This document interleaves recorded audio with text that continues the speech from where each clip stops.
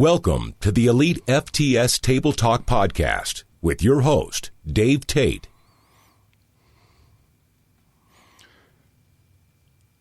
Hello, this is Dave Tate, and we are back with another edition of Table Talk. This edition is going to be a little bit different than the other ones because we're looking for rants. So since we've started moving the Table Talk into a podcast, I've had guests, I've had a regular Q&A, but I haven't had any questions to really try to set me off or to fire me off, or basically what's been known as my personality on YouTube. You know, before I move forward, we're still working on some mic issues, so this may sound a little nasally. It may sound like I'm breathing so hard I'm going to have a heart attack, but we'll get that fixed up next time. So the questions that I solicited were from Instagram, and I wanted to get 100 questions to be able to do this. And if I got that, we would select a winner for, I believe it was a $100 gift card, which we will select and contact through our DMs, because there's official ways and policies and regulations and so forth and how you're supposed to do that. So we need to abide by all laws in regards to how we're going to award that. But I want to thank everybody for submitting their questions. The questions were good. Some of the rants were good. Some of the ideas were good. Some of them just flat out sucked, but that normally comes with the territory. So I want to thank you all for being here. Anything that pops up on the chat, on the live chat, we'll address that, because I can kind of see it now, where that can be expanding on any of the ideas, or if something else hits you that you want to ask, go ahead and throw that out. Haven't quite figured out this whole introduction thing yet. Don't really care to. I don't want to be your normal podcaster that's trying to get subs, likes, and all that other kind of bullshit, because I really don't give a fuck. I care more about servicing our clients and customers that have been supporting us for the past 21 years. So if we pick up some new ones along the way, I'm cool with that. So that's where my main interest lies. It's not that I dislike or don't care about trying to bring in new customers. I do. It would be stupid business not to. But I certainly don't care if I offend somebody who may not be a customer, if it means providing a better service for somebody who is a customer. So with that in mind, let's roll. All right. First question here is, what makes an all-around good powerlifter, besides total, of course? Attitude in and out of the gym, work ethic, how much they give back to the sport. Do these things really matter, or do people only care about numbers? It depends upon how the person's going to define powerlifter, which gets a little fucked. So my definition of a powerlifter is somebody who competes in the sport of powerlifting. Let me explain a little bit further with this. There might be between 40 and 50,000 competitive powerlifters in 2018. I'd have to check openpowerlifting.org, I believe, to check to see what the exact numbers are. Now, if you take that number and then you compare that with some of the most popular powerlifting Instagram pages and look at the number of followers, it's 500,000. You know, it's not even close to the number of people who actually compete. So when I got into the sport, and probably all the way up until 2012, 2010, anybody who was a powerlifter competed. You know, bodybuilding had, you know, what we called, you know, the competitive bodybuilders, but what we used to call them back then were closet bodybuilders. You know, so just pretend bodybuilders that trained bodybuilding, but they were never going to compete. And it was just kind of the way it was. While it's two different markets, they're kind of doing the same thing in a way, just one's to a little bit more extreme with more discipline. We didn't have that in powerlifting. Now what we have in powerlifting is kind of the same thing. So we have a lot of recreational powerlifters, far more than what we have competitive powerlifters.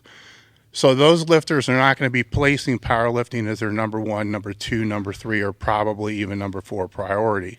It's just a hobby for them. It's just something fun that they do. It's just a style of training that they like. And that's great. I embrace that. You know, if the training priority falls out of the top four, they really kind of, they're not my target market from a business standpoint. But I still embrace the fact that they're coming in because they could be potentially people who would want to move up in the sport and actually compete someday. So if, you know, that large base is actually having a positive influence on the number of people who compete, based upon the numbers it is, but also based upon the numbers it's marginal at best. So getting back to the original question about powerlifters, or what was the question? It was, I had to define powerlifter first. They're basically saying, is it attitude, work ethic, how much they give back? Okay. Or is it just the numbers? Okay. And I guess before I get into that, let me explain a little bit further why I make this distinction. Because a lot of people got pissed at me before when I made this distinction and I didn't make it more clear. If you're training the power lifts, then you're not a power lifter. The difference is if you're a power lifter and you have a meet in 12 weeks and then you have a bad day, your mind's fucked for the next 24 hours because your lifts didn't go well. If you're 8 weeks out and you pop a rib or you pull an intercostal or something like that happens, then all of a sudden it's a major thing where you're seeking every type of recovery modality you can to try to recuperate so you can still be ready for the meet. If you're just training the power lifts as a hobby, then none of this matters. It's on an emotional level, there's really no deep tie-in, where if you're training for a meet, there's a deep tie-in at an emotional level because everything matters. You know, how much you weigh in the morning matters. If you weigh too much and you're trying to make a weight class, that matters. I mean, everything matters, to where if you're just training the lifts recreationally, that doesn't matter. So that's the difference between training like a power lifter and actually being a power lifter. Either way, it's completely your own freedom of choice, but there's definitely a difference. Now, what makes a good power lifter? Getting to the original question, there is only one answer for that, and it's a total. That's how you're ranked. That's how you're going to be platformed.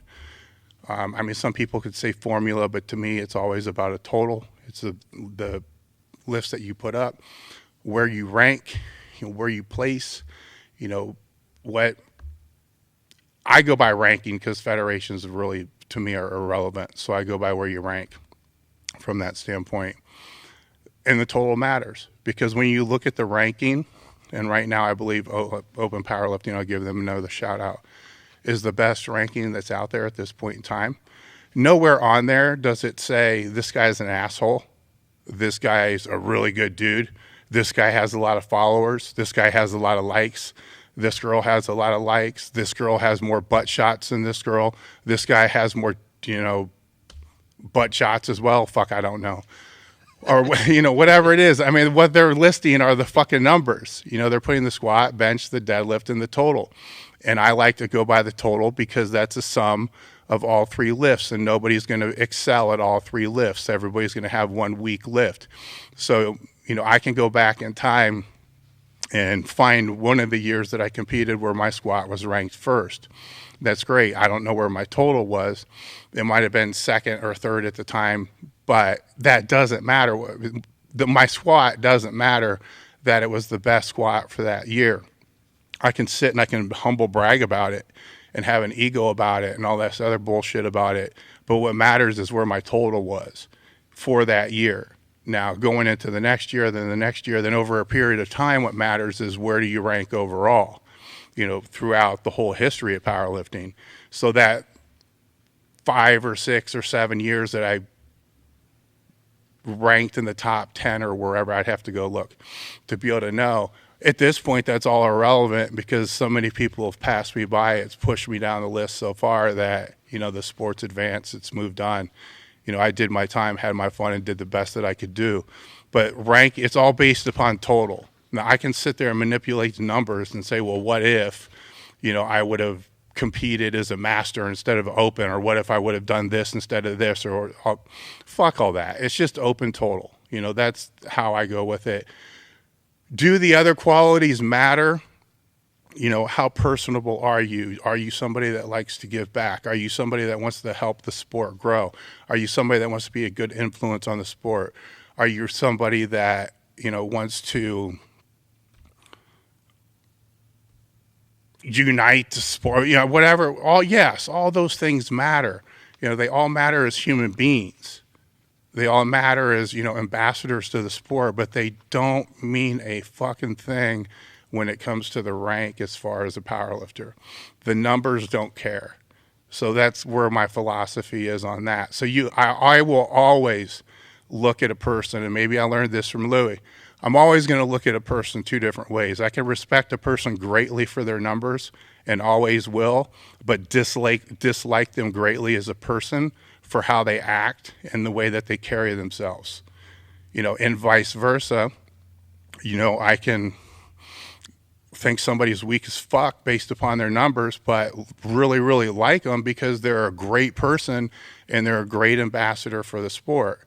So that's kind of how I break it down. I don't combine the two. They're completely separate entities. All right, this one might get you fired up. What are your thoughts about lifters making claims about sumo deadlifts being easier than conventional deadlifts, or more so, not giving much credit towards sumo deadlifters? Stupid. That's one of those things that's a conversation I've never really understood. And this is a recent one though, which is interesting because a lot of the crap that you hear in the sport, high squats, federations that suck, lifts that are gifts, people who didn't actually make weight, soft handouts on the bench, short pauses on the bench, drop deadlifts that shouldn't have counted. All the things that we see today that make the most noise, probably high squats are the biggest ones. They're not new. They've been around since I started this. Since I started the sport, I can remember being in the first gym I trained in, 13 years old, and we had rotary phones at the time. I don't even know if the gym had a phone, but I remember a conversation going on in the gym about the Hawaiian record breakers at that time, and how one of the guys from the gym was speaking to somebody else who was speaking to somebody else, or who spoke to somebody else who spoke to somebody else who was there, that said so-and-so squat was a mile fucking high. So just because of this landline rotary phone conversation, which transpired between three people before it hit me, automatically makes me assume, okay, that guy squats high as fuck. And there's nothing to validate that. There's nothing to prove that. So that's been, part of the discussion of the sport. It's part of powerlifting. If you really want to, it's part of the culture of powerlifting. It's just now that conversation happens way faster because somebody's there with a phone that can take the video, and then the video hits social media, and then the conversation could begin immediately. And yes, there's always going to be some squats that are passed that shouldn't be passed. It's always been that way, always will be that way. Usually it happens with the conversations typically happen most when you're dealing with world records. And you can go back through, I could go back if I really wanted to and be a complete dick and go back through names and look at the past world record holders in certain weight classes, albeit, non-drug tested federations, because I know those lifters best, and tell a story about how every single one of them was supposedly a high squat. So if you want to say that, this last squat was high, well then, and you want to stick to that, and that's the way it really was, well then all they really did was just beat a squat before them that was also high, which that person just beat a squat before them that was also high, which beat a squat before them that was also high. Does it make it right? Does it make it wrong? I don't know. It's just part of the culture. It's part of the conversation. It's far more rare Go look at the number of squats every weekend that get updated on open powerlifting. And then look at the number of squats that are actually being a matter of controversy. It's a very small minority, very small minority. So much of a minority issue that it shouldn't even be an issue. Conventional versus sumo was a different thing because that was never really a thing until I don't even know when the fuck it became a thing, because let's just say it became a thing with me less than 10 years ago. When it was brought to my attention, I just didn't fucking understand it because I've always trained both, depending upon my weight class, whichever leverages I was best at is the way that I pulled. So going from my first meet might have been 181, but that doesn't count. But going from 198 all the way up to 308, I was 198, I think it was sumo. And then 220, it was sumo. Then 242, it went into conventional. And it was just because sumo just felt really, really fucking weird. And then 275, it was sumo, and it stayed sumo till my weight got around 265, 270. Then it got really, really weird again, and it had to switch back. And then by that time, I was moved to Columbus at Westside, and we didn't deadlift to train the deadlift, so that was a whole other story.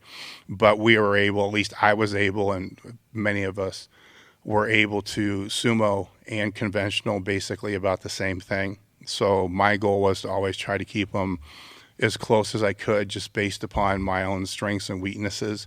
So if a meet came around, which they always came around, so bad choice of words there. When the meet came around, if my hips were shot from squatting, then I could always bring my stance in and pull conventional. If my back was shot from squatting, then I could always flip it out and pull sumo. Vogelpohl, on many occasions, I'd see him open sumo, go conventional, then do a third sumo, or vice versa, open conventional, go sumo, then take his third conventional. So the debate, it's where it comes from is there's people who are always suited for lifts. So you have people who have a very short stroke on their deadlift. The way that their spine, is developed, the biomechanics that they have with the length of their arms, that makes the sumo, I don't want to say easier, but it makes their leverages and their biomechanics more suitable for that lift. So they're going to be better at that. Well, they're going to suck at the bench, whereas, somebody who's got a deadlift with their lockout is where the bar is over their crotch, they're probably going to have a better bench. So that's where the total comes into play. So whenever somebody that I'm around starts debating about sumo, conventional, and all this, I start asking about, well, what are their totals? Because usually that ends, to me, it answers the question, because it's a sport. It's not a deadlift sport. It's a total sport. So for me, there is no debate. If somebody pulls 100 pounds more sumo than they do conventional, then they'd be stupid to not use it. To outlaw it would be dumb as fuck. That would be like saying, well, you can't squat wide, you have to squat close, or vice versa. Or you can only use, your pinkies on the ring when you bench. You can't use different bench grips.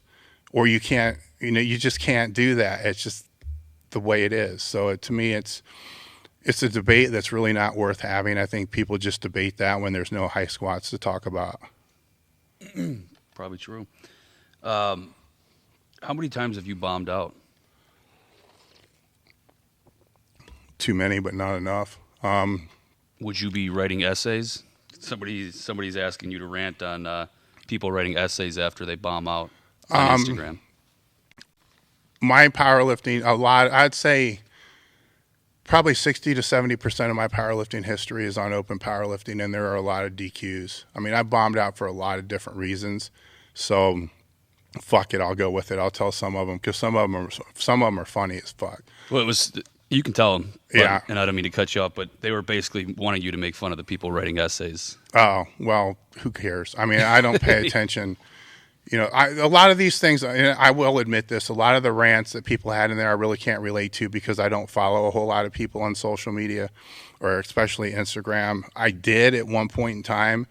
And, in all honesty, what happened is I found out that I couldn't follow more than 7,500 or something like that, follow back 7,500 people. And I couldn't. It just wouldn't let me follow back people. And then there were suppliers and stuff like that I wasn't able to follow back. And so I found an app and I just deleted every single person that I followed and took it all the way down to 0. And then from there, only followed the people that were part of Team Elite FTS and our suppliers, maybe like a couple other people that I was interested in. And, now I'm seeing it starting to grow again. So soon I'm probably going to have to axe it back down again. And it's not because I don't care, I just don't want to I don't have the time to fall into those rabbit holes of looking for all that kind of crap and not really looking for it, but it's just there. I mean, when I scroll through my feed, usually within 1 or 2 thumbs, it says you've seen all posts. So I don't have the same, I have the same access as everybody else, but I'm not using it.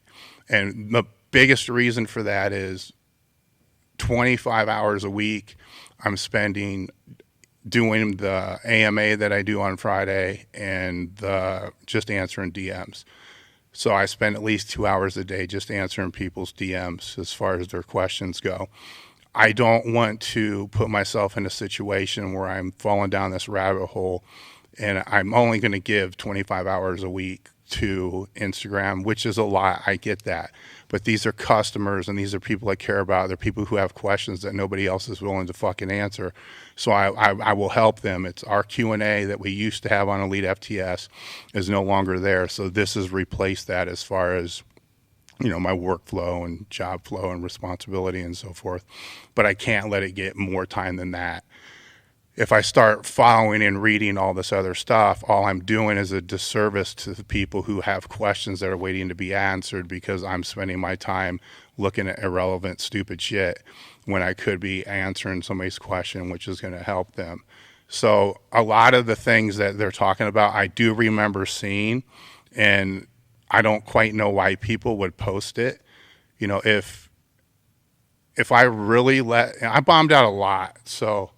And it's 60% of my meets are on that site. So you can go see, where I bombed out. And yeah, I guess I will top on that. But I never felt like I owed anybody any apology for my lack of performance, which was, that was my lack of performance. It wasn't due to anybody else. It wasn't due, to a judge. It wasn't due to a handler. In every case, it was due to my own actions, which I could have made different choices from, but there was nobody that I had to apologize to. And if it was anybody, it would have been Louis, and he wouldn't accept it anyhow.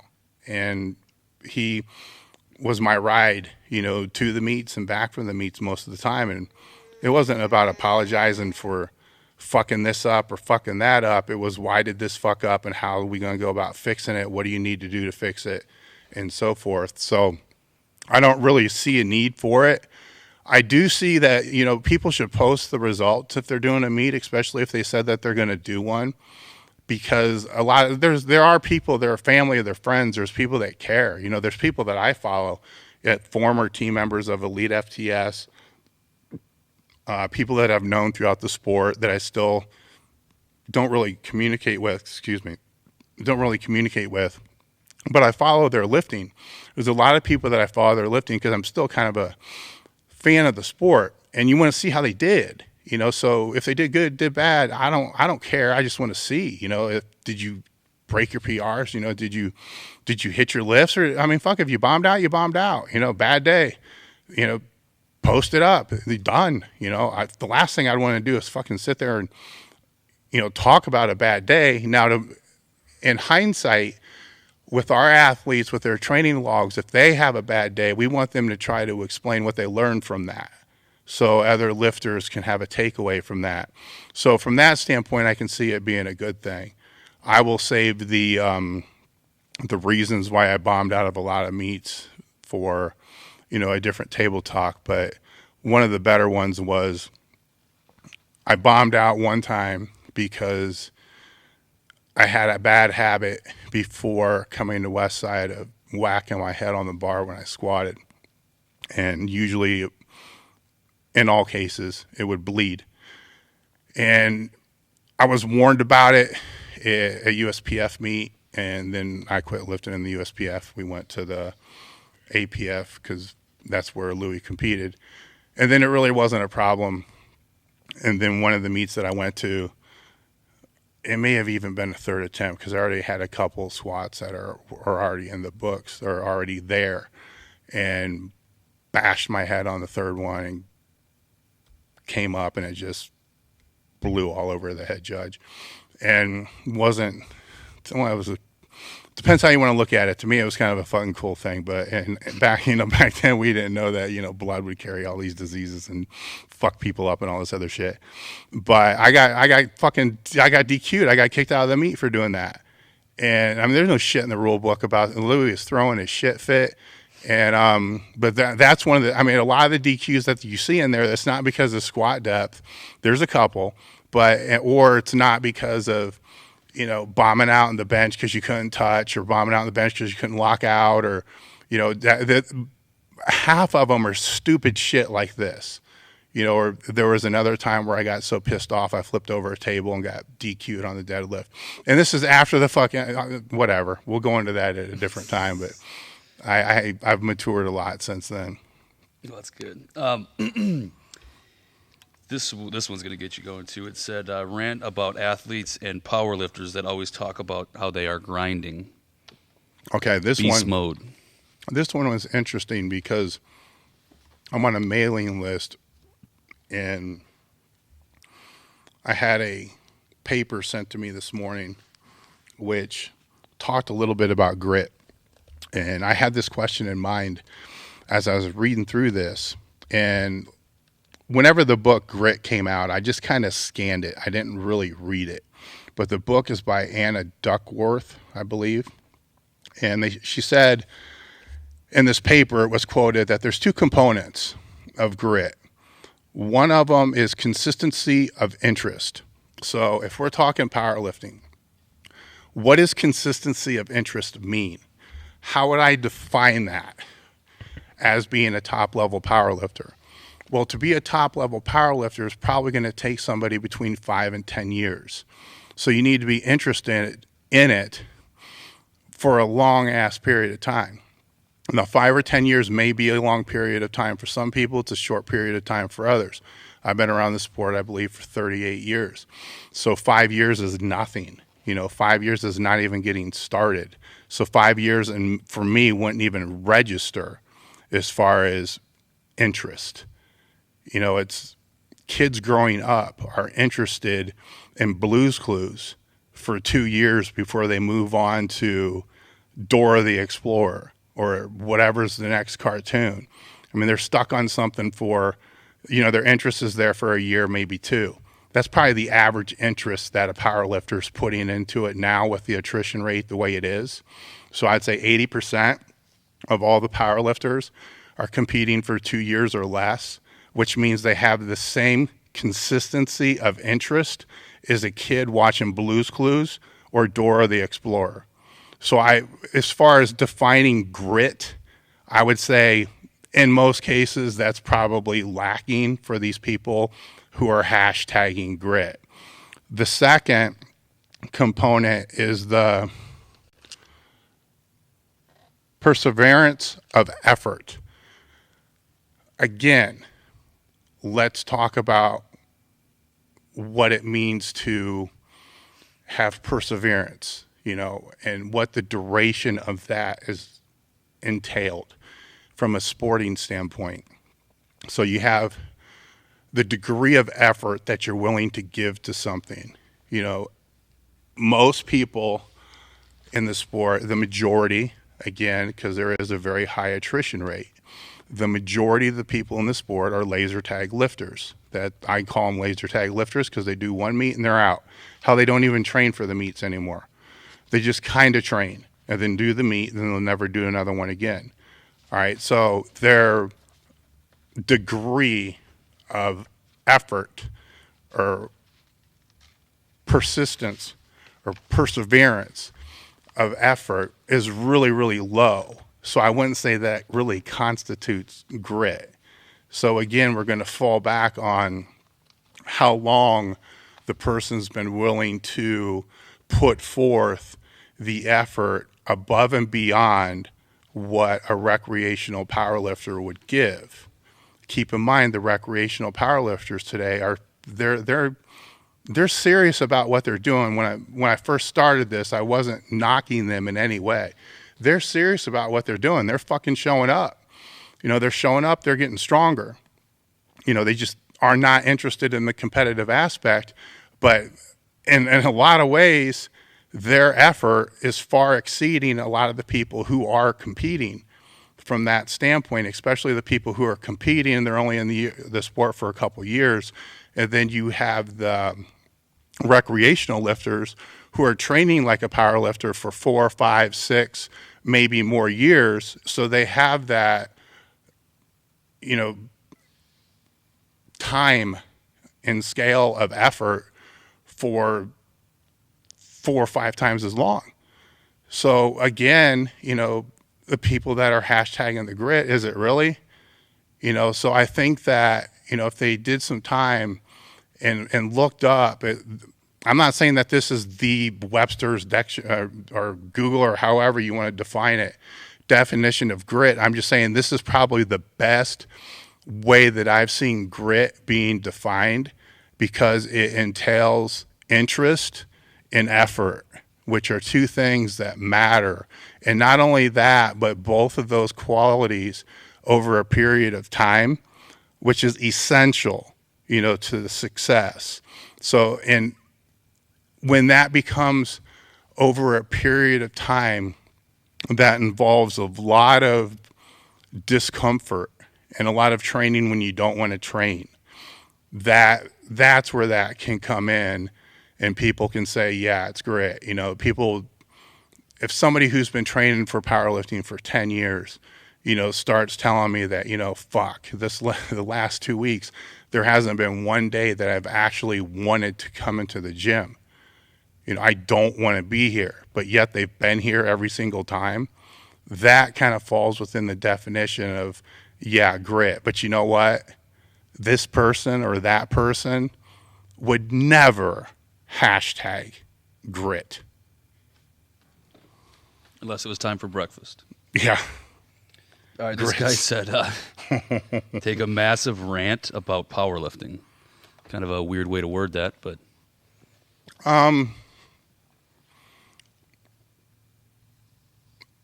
Man, I don't know, because there's. I said IG powerlifting, right? Not just IG powerlifting. Yeah, Okay. Instagram. Okay. I don't even know what the fuck that even means. It's, IG powerlifting, it is what it is. It's social media. It's, I don't believe there's an I don't believe at this point there's an IG powerlifting federation to where people are doing, lifts on Instagram, and then they're getting sent in and being ranked someplace. So I can't really say there is an IG powerlifting federation. So it's really, if it's a rant, the rant's going to fall more on social media and more on what other people post and what other people are saying and what other people are doing. And I can't really go into a big rant about that, because, in life you can only control what you can control. You can't control other people. You can't control what other people are going to post, what other people are going to do. So if you can't control it, why worry about it? Why stress about it? There's many other things that you can be doing with that time, such as spending it with the people that you care about, your own training, and your own mind, your own thoughts. So you can be productive with that time, or you can let somebody else have it and steal it, which is essentially what's happening. If somebody's getting really frustrated because they can't stand what somebody else is posting, first off, you don't have to look at it. you can unfollow them. This is the whole thing I don't understand. You can unfollow them. I don't see any of this shit. So you can unfollow them. So you're making a conscious decision at this point that you want to be upset by seeing this stuff, which in some weird fucked up way means that that's what you long for. That's what you're striving for. And that's the outcome that you want. So if that's the outcome that you want and that's what you're following them for, then why are you upset when they give you exactly what you want them to give you? I'm so fucking confused about crap like this sometimes, where it needs to be all rolled out and simplified for people, that if you can't control it, fuck it. You know, if you can't control it, you don't like it, it doesn't impact your life, you don't have to look, you don't have to be a part of it, you don't have to look at it, you just move on. You know, now if it becomes a part of your life, and then yeah, you know, you may have to figure some way out, you know, to either get it out of your life or be a part of changing it. But it's social media. I mean, I will guarantee that there's people who hate what you post. I know there's people that hate what I post because I see the stupid DMs. Who cares? You know, I don't know who these people are. I'm supposed to get upset because of some person who may live in bumfuck that I have no idea who they are, you know, what their name is, what they do. They're supposed to actually make me upset. It's just because of a DM. It's the dumbest thing with a fake name. You know, it's the dumbest thing in the world. Like, why would I give that person that control? So I don't understand, you know, why people do that, how they get caught up in it. So my rant really isn't so much about the people who are making these stupid posts. My rant's about the people who are complaining about them. Unfollow them. You don't have to follow them. And you don't have to and I don't want to hear the fucking excuses, and I've heard them all. Well, they represent the sport. They do this, they do that. So do a hell of a lot of other people who do a hell of a job doing it the right way. So the sport's growing. We can see that through the numbers. So as long as the sport's growing, yes, there's going to be people that are going to represent the sport in ways that you don't like. You know, there's going to be people that are going to represent the sport in ways that you do like. But at the same time, your opinion isn't the almighty overriding opinion of everybody. So some people might like some of that stupid crap. Other ones don't. You know, it's just, I don't know where else to go with this rant, because I'm going in a circle, because it's just, I don't know why people let shit like that get under their skin. It's just, there's obviously they don't have enough drama in their life to begin with, or they have too much drama in their life that they, you know, have to have this as some outlet, as a distraction. But either way, it's fucking really irrelevant. It should be entertainment. I'm not getting really pissed off when I watch Dexter stick a fucking knife in somebody's chest. All right. It says rant about old school multiply powerlifting when judging was legit and the gear wasn't ridiculous, versus the new school multiply lifting where things are not the way they used to be. Multiply powerlifting's probably been changing ever since I've been in the sport. Actually, I didn't even really know about multiply powerlifting until I came to Westside. I guess I was in a little different bubble. I knew about gear because you had to wear it. So I knew about single ply gear. So I can remember my first, and that wasn't my first meet. It was probably after the first year competing, because bench shirts, I don't believe bench shirts were even for sale. They were not a thing.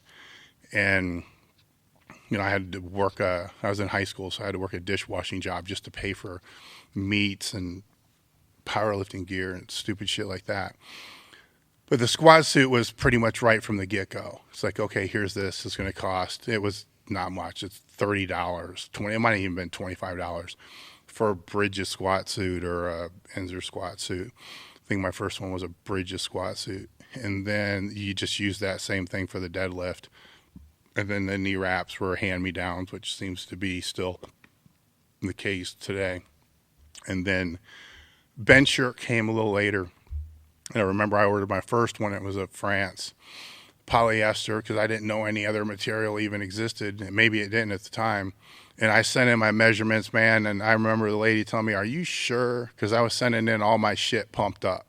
It's like I pumped my arms up, and it's like, I got 20-inch arms and, all it. And she's just not buying it. And I'm like, yeah, this thing was big as fuck. It did nothing.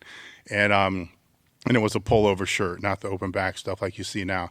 So I was able to put it on myself. The guys I was training with thought I was an idiot, but that's what I used until I could afford something better.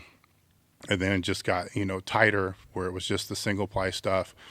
Probably for my first 8-10 years of competing.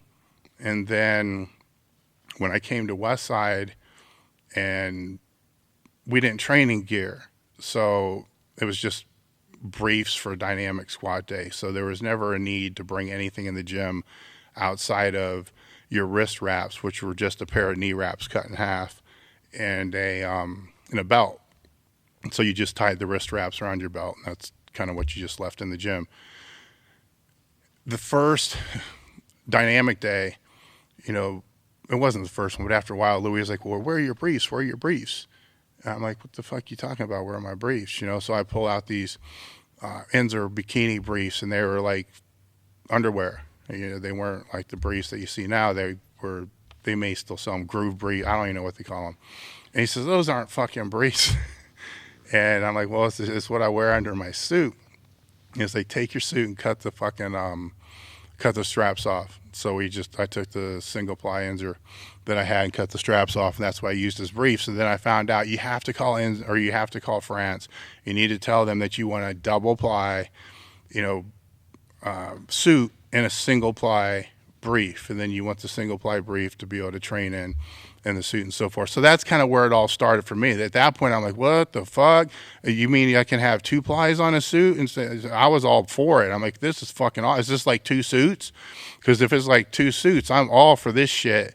And it didn't make that much difference, but it did make a difference going from what I was using to the single ply briefs that were higher on the belly and lower on the legs, and a double ply suit. And then from there, that's kind of where it stayed for a while.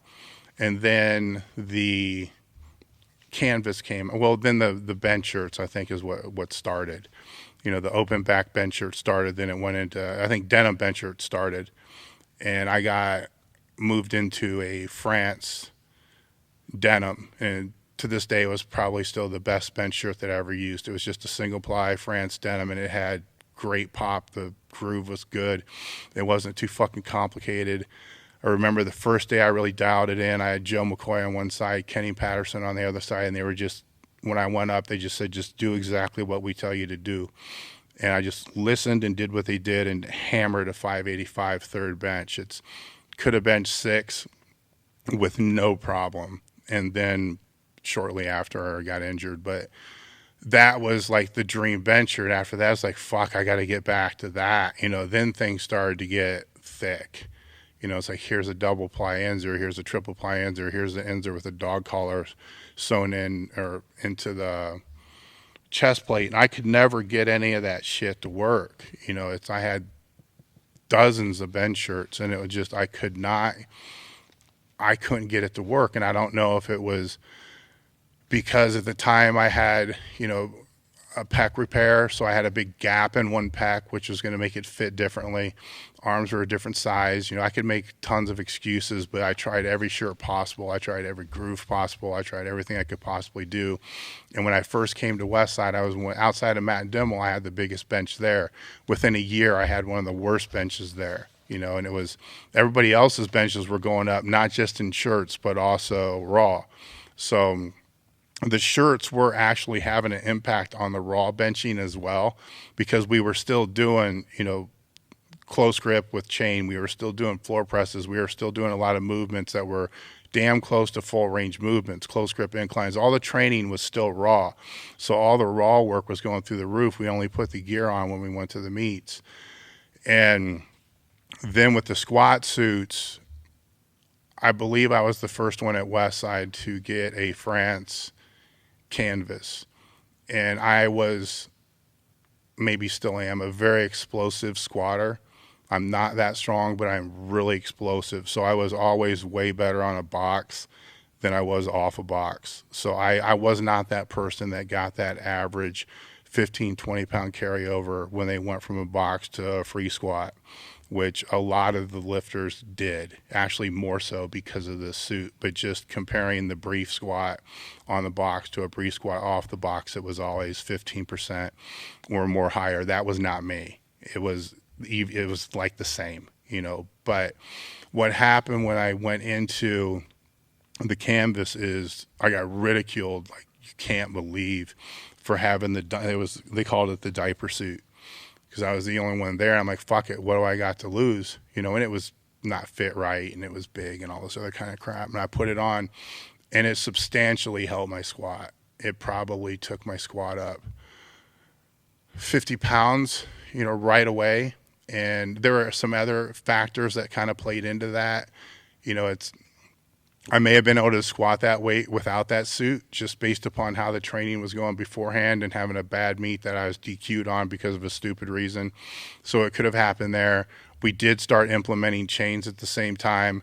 And so there are a lot of other factors, but I'm not going to sit here and negate and say that the suit wasn't a factor that made a huge difference, because it allowed me to sit down into the hole and then stop exactly like a box and then flex as hard as I could out of the bottom, which played into my strength, which was the explosive strength, to be able to, you know, lock the weight out.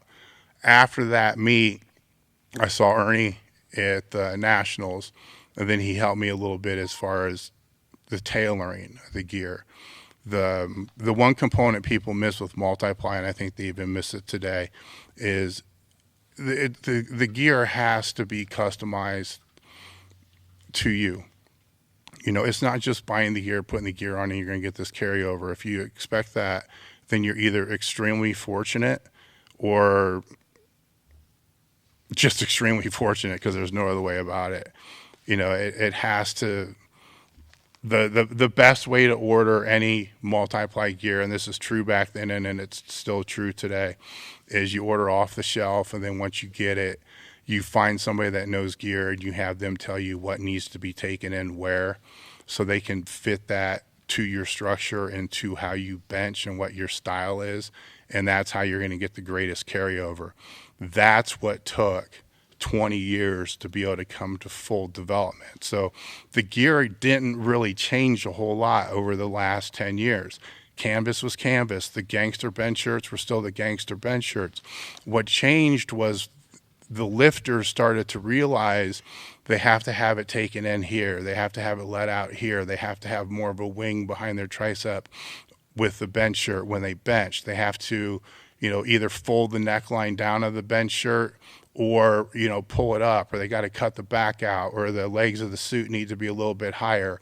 Or in some cases, if you squatted wide, you need to twist the legs out. You know, every gear company or every gear style or whatever it is has its own little nuances that come with it that you got to kind of figure out. Where us being exclusively metal, what we did to be able to help with that is a couple things came from this. Is we were able to sponsor lifters and then have the lifters be people that could help other lifters know exactly what they're supposed to do if they got the gear. So if they call the customer service, of course, Rhonda's not going to know what they need to do with their gear. But we got 10, 15 lifters who are sponsored that know exactly what to do. They get on the phone or email the person and tell them exactly what they needed to do to dial in the gear. So that kind of gave us an advantage, even though we never had market share at all, but gave us an advantage over the other companies because we had guys willing to help do that. The other thing that happened during the end years, I guess, I say end years, people say gear's still alive, but I would differ.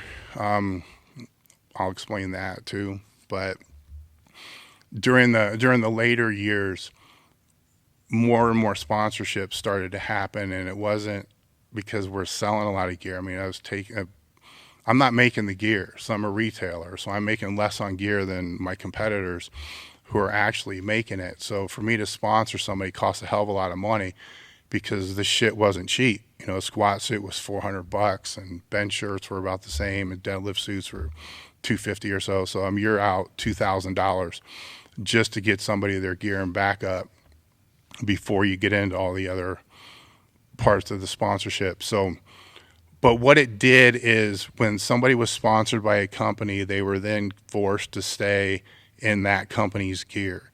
So that, I think, is part of what set the ability for people to start getting more out of the gear, because now instead of just going and gear jumping, like people program hop, instead of putting this bench shirt on and saying this bench shirt sucks, it doesn't work, I'm going to go to this bench shirt, I'm going to go to this bench shirt, I'm going to go to this brand.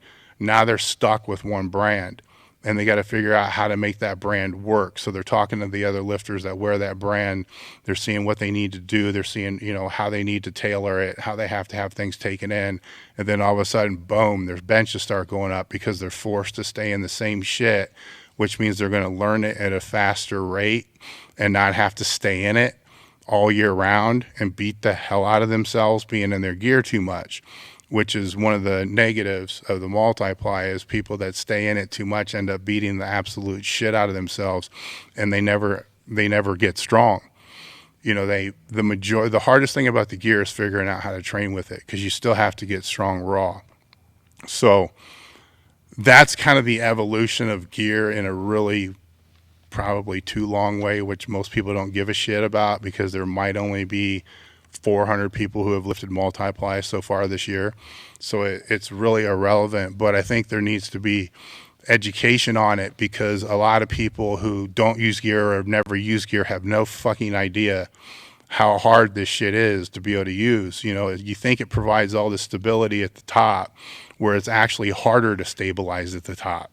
You know, so everything is being taught now, you know, like foot, you know, rooting and all this other kind of shit. We had to master that stuff just to keep from fucking falling over, you know, when you took it out of the monolift. So all those things kind of come full circle, and they all come back, you know, to where, you know, I'm hearing things now that are supposed to be new things that we had to figure out just to be able to get the freaking gear to work, just so it would sit in the hips right, as far as how our hip position or how our breathing or how this or that had to settle.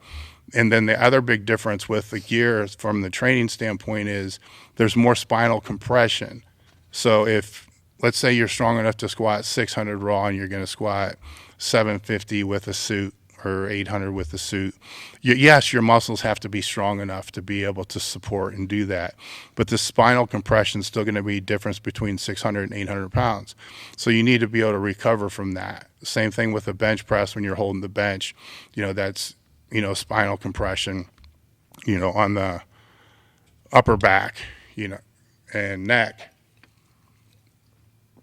which after a meet, you know, the stronger the lifter, the more weight that they have to hold, gear or not, because the gear is not holding the shit at the top, the longer it's going to take for that whole recovery process to get over with. So it's, you know, talk to a raw lifter that squats, you know, over 8, you know, and they're going to tell you it's like, it's a different world compared to when they squatted 5, just as far as the recovery and even sometimes the frequency on how often they can train. And a lot of it has to do just with the spinal loading, not so much with the musculature of that. So now, as far as the gear stuff goes, you know, will multiply come back? I don't know. You know, nobody knows that, man.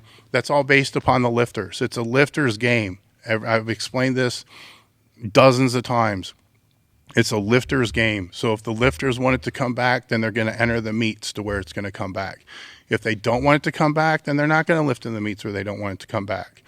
You know, single ply, if you look at the number of lifters last year that lifted single ply, it's really not that bad in comparison to raw. It's still way down, but it's not that bad. Multiply, if you look at that, it's still, it's still kind of hovering, but at its best, it might have only been about 5 times the size of what it is right now. So to say that it's not going to come back might be a stretch, because when it's only there, it's still breathing, when it's 25-30% of what it used to be, there's definitely still room there for it to be able to pop back, especially if single ply guys need to make that next step or whatnot. But you got to go with where the competition is and know the game.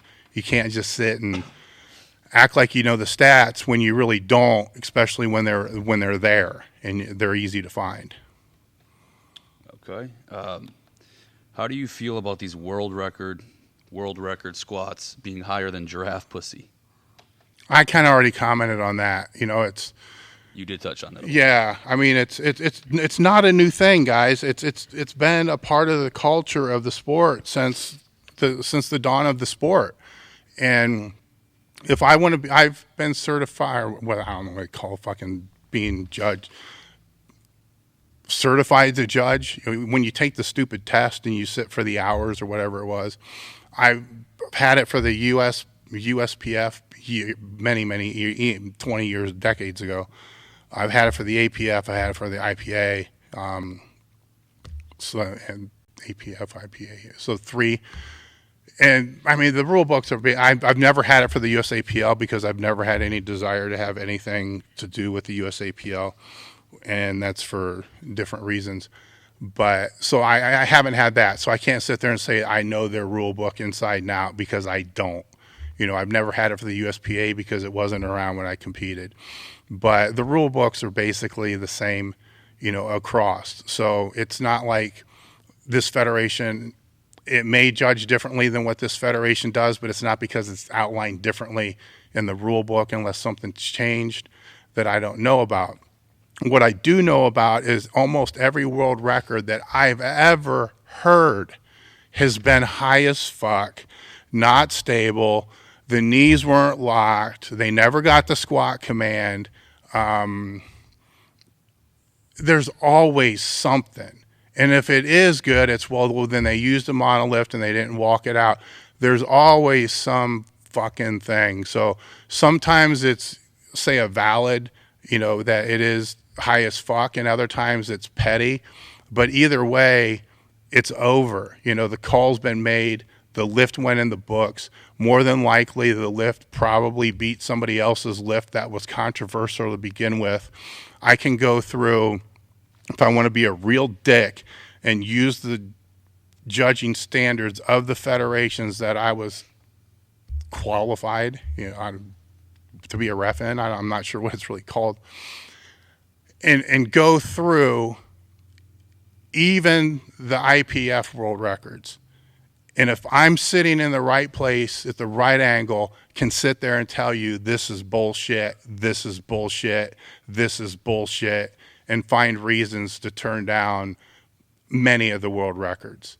So the debate becomes, if you want to bitch about a high squat being a high squat, well then a high squat that passes that is a centimeter high is exactly the same as a high squat that passes that's fucking 5 inches high.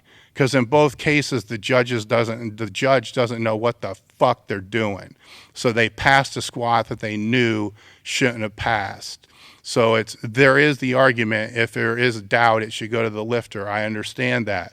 I get that. I don't want that to not become part of this conversation. But what I am saying is that a judge knows when they're passing something that's borderline or a little above borderline. And it doesn't matter definition-wise if it's an inch, half inch, or 5 fucking inches. It doesn't matter. It's still a high squat, a high world record that probably shouldn't have been passed. And guess what's the common factor? The lifter doesn't fucking know. The lifter's under the weight doing what they're doing.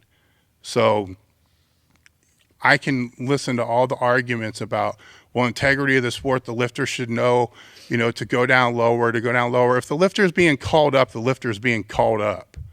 It's not the lifter's job to fucking judge. It's the judge's job to judge. It's the lifter's job to lift. It's not the fucking receiver's job to throw up his arms and say it was a fucking touchdown after he makes one, or if it's on the goal line to say it wasn't. That's the lifter's fucking job.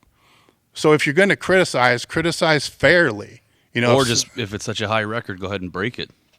Or if it's such a high squat, go ahead and I mean, they're not going to do that. I mean, that's just not going to happen. It's just people like to nit and pick. You know what I'm saying? It's this again. It's part of the culture of the sport. So I don't want to sit here and get too much of a rage about it or too fed up about it, because it's always been part of the culture of the sport, and it creates conversation for the sport.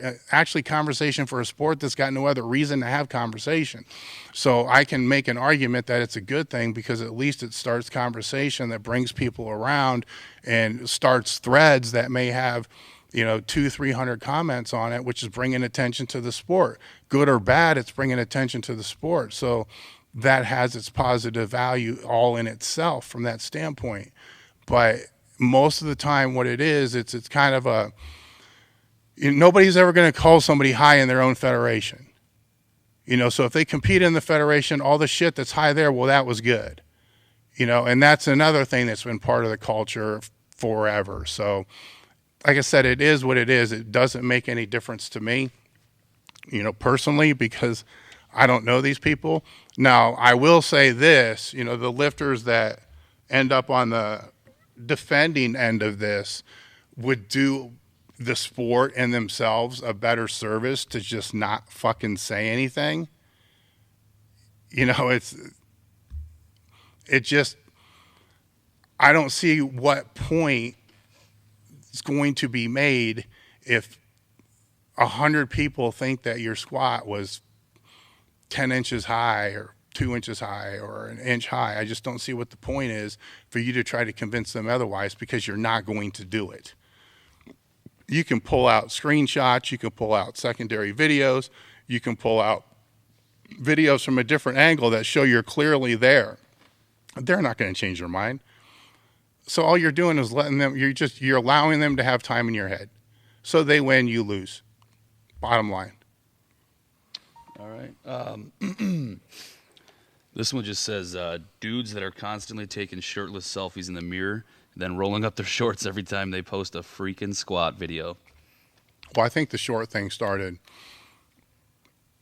right after Raw started to get popular, because a lot of people were being accused of wearing briefs under their shorts and that their Raw lifts weren't really Raw. So in defense of that, I don't think that's the case now. Yeah, I was going to say a lot of Raw lifters doing that. Yeah, I don't think that's the case now, but I think that's kind of what set the precedent and kind of where it all started from. So now it is just what it is. It falls back again to... They could be 90s basketballs fan too. Yeah, it could be. It could be. Now it's just... Again, it's one of those things that if that kind of stuff bothers you, just don't follow the person, man. It's not... Who cares? It's not going to make any difference in your day. I'm sure you got better things to do than to worry about if so-and-so has their fucking shirt off or not. And if they train with their shirt off, or that's another one of those things that just don't follow them. Scroll past. It's Instagram's a weird tool, man. It's on your phone, and you can thumb swipe and go through 8 posts fast as fuck. I mean, you don't even see them. I mean, if you see skin, just thumb swipe, and there you go. You're done. You don't have to sit there. It's not like your phone locks, and nobody's going to tell me, well, yeah, my phone got stuck and locked up right on this photo, so I had to sit and look at it. You did not. You don't even have to follow it. So the problem isn't the person that's posting. The problem is, again, falling back on the person that's following. That's the way it is. All right. I think this is the one that people have been waiting for. But online coaches who are charging $500 to $600 a month for just programming with no video feedback. Shitty online coaches. Anything there? Yeah. Oh, man. There's a lot to talk about on this one.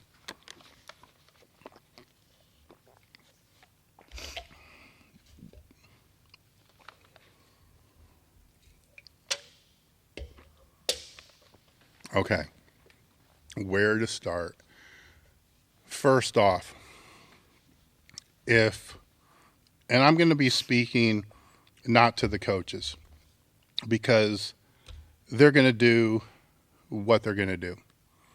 Bottom line, there are coaches out there, and this is speaking to the people who hire coaches, because I think that's where the education needs to happen. I can sit and make fun of and rant every online coach that sucks. I can say the same thing about coaches who work in gyms that suck, trainers who work in gyms that suck, strength coaches that I think suck. I mean, I can go on for an hour about this, because it's the truth. There's a lot of coaches that just flat out fucking suck. And I don't understand how it can be so bad. I really can't. When fuck, I'm going to go off track here. I'll go off my rails for a minute. Just let's take an average athlete. Let's just stay out of powerlifting for a minute. Let's just take an average high school athlete. You know how much experience they have in a weight room by the time they get there? Fucking zero. So you got a coach that's working with a weight room athlete with 0 training years experience. That means they can do pretty much anything and get stronger. If they don't get stronger, how the fuck is that even possible? Because that means you suck so bad as a coach, you regress their ability to make basic adaptations that are associated with overloading a muscle with strength training. How is that possible? But it happens. And at the same time, you get a lot of these athletes, because weight training is not their priority. Their sport is the priority. Weight training is just that shit they have to do because the coaches says so. Well, then you move up a level and you get them to the collegiate level. All right. So now at best, you have an athlete at best who has 4 years, maybe 3 or 4 years of crappy to moderate. Wait, 0? Say they didn't do anything. They didn't even have a strength coach. Nothing in high school. So they had 0. So they have 0 training years experience, or they have crappy training experience, which means they're starting, 2 steps back, or they have moderate training experience, which means they're starting, at a normal level that probably most guys that would go to the gym and train by themselves, because that's what they really want to do, would be at after like a year and a half or 2 years. And then in the very, very rare case, you're going to get those that have 4 years of really good, solid strength training experience. I mean, they're strong. They know the movements. They're fairly coachable. So, but the majority of them going into college athletics are still beginners in the weight room. But yet they're being put on these super highly specific, specialized fucking training, periodized training programs, that they really they don't have the training experience for. It's like, well, yeah, this is a Russian program. You realize that fucking Russian kids, before they even did that program that you're talking about, were training for 12 years before even doing this, and your kid can't do a fucking push-up or a pull-up, let alone a reverse lunge or a forward lunge. And that's a lot. That's a lot of strength coaches. This isn't putting down the ones that are good. There are strength coaches out there that are very good, excellent at what they do. But that's a whole industry that's kind of whacked in itself, because you can have the ones that are excellent at what they do, but then they don't have the right network and they're stuck in a shit job where they're never going to make any money and they're never going to move up. You have the ones that are really good at what they do, but they know the right people and they end up working, at the biggest name schools, but still have no fucking clue what they're doing. Hopefully somewhere along the line, they get exposed to people that know what they're doing or end up losing their job, from that standpoint. But the main goal with them is to not get the athletes hurt. So if they don't get the athletes hurt, they're kind of free and clear. So their job isn't numbers. So there's not a lot of exposure on how bad that they really are when it comes to the strength and conditioning world, because they don't have to validate shit, except for the occasional rah-rah pep up Instagram 1 minute video that comes out, twice a year, when they're in heavy training mode. And those aren't even real either, so I get sent those all the time. Look at this, look at this, look at this. It's like, you understand this is being put together by a media person that's filming multiple workouts. It's just trying to get the best clip that they actually can. This isn't actually their fucking training program. This is, I will put out there that when you see videos, and every college does, and when you see the hype videos about the training, you got to understand that's not how they actually train. That's just for recruiting. That's just for the fans, and that is what it is. So don't use that to judge the coach, because I know many coaches that I've seen videos of that I almost wanted to puke because it was so bad, and they're way better coaches than that when I would visit them or go to see them.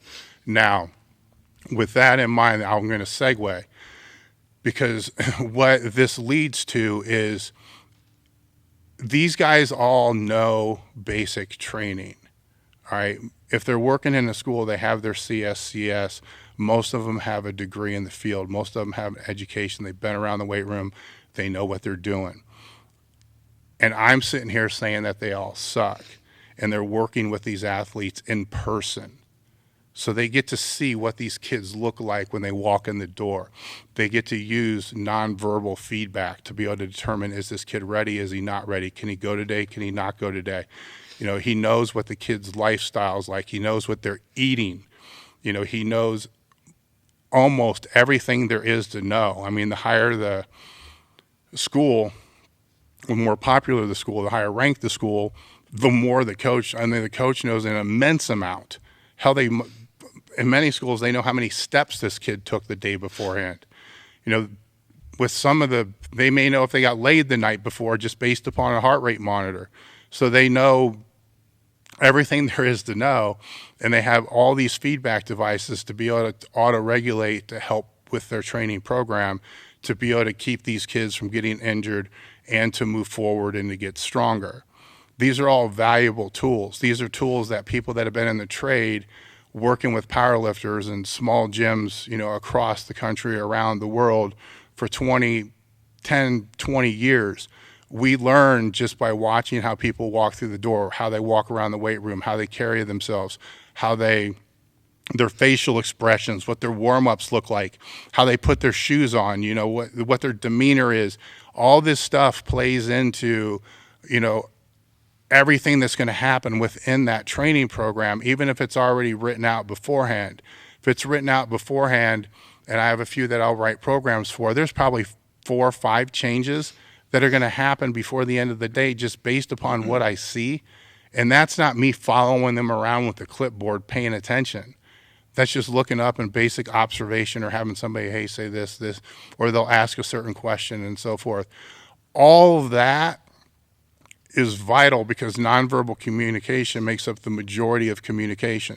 So now what the online coach is left with is written communication. Basically, they send them a program and then they get an update sent back, because what I've been told is you got to pay extra for the videos.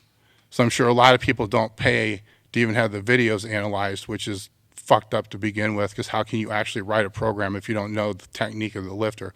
But anyhow, or health history and tons of other things. So they have very limited data to go off of. So at best, all they can do is to push a program out to somebody.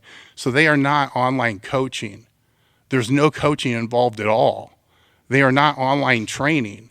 They are not training anybody at all. It's online programming, and that's it. They're sending them a program. Boom, bottom line. And I would challenge anybody who has hired, and I have friends of mine that are online coaches, but the shit's getting out of hand. I would challenge anybody that has an online coach right now that's been less than 2 years of training. When you contract expires with the coach, fucking fire him. And then go buy 531 or buy the fifth set or buy starting strength or buy, any reputable training program. And then follow that for the rest of the year. And then DM me and tell me which one you made better progress on. I'm going to guarantee it's probably going to be the same, maybe better. But here's the thing, if it's worse, then you had a good coach, because you shouldn't be paying anybody unless it's going to be substantially better than what you can download for free. Why would you be paying somebody $600 a month to make less progress than you could make on your own if you went to a gym, and followed a proven system that they're probably half these coaches, if not more, are probably taking that exact same program and re-engineering it and just sending it to you anyhow. So you're saving yourself money.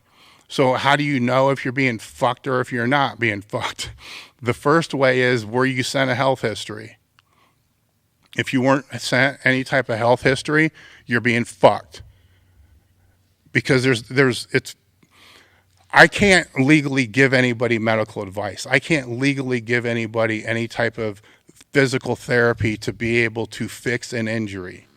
I can't legally do that.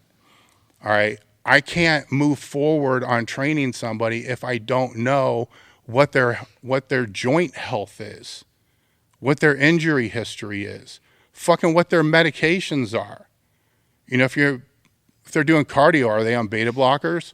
Because if you're going to try to use any kind of heart rate monitoring type system and you don't know if they're, they need to know this. So this is just basic personal training 101.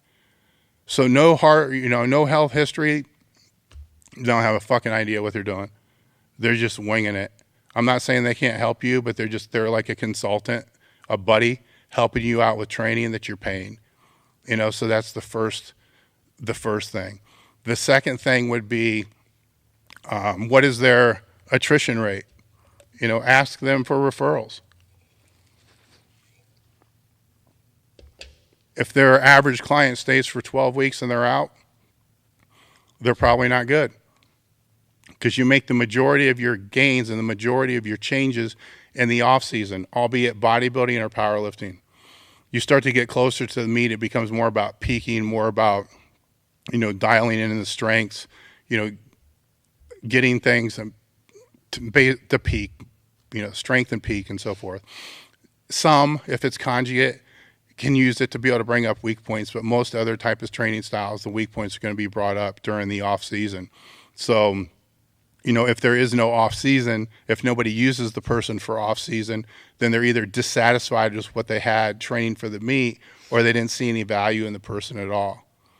If you find somebody that the majority of that they're hard to get into because the attrition rate is low, because they have so many clients, it might be worth waiting, because there's a reason why people aren't leaving, especially online.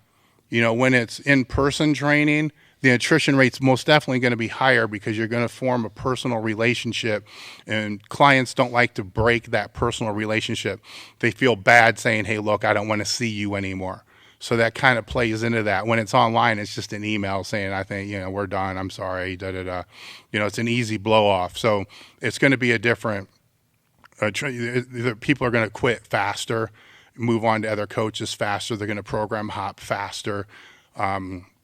If you're a coach and you're listening to this, the takeaway is, if you're not doing a good job explaining the entire multi-year program or the entire process of even a full year training program and the importance of the off season, well, then there's a reason why your people are leaving. Even if they're making gains and they're still leaving, that's why.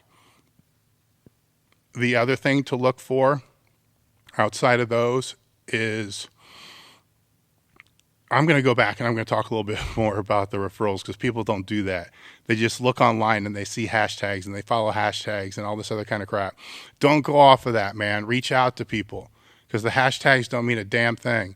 Reach out to people and ask them, what was your experience like? What have other people's experience been like? Do you know anybody that hasn't had a good experience with them? And then contact that person.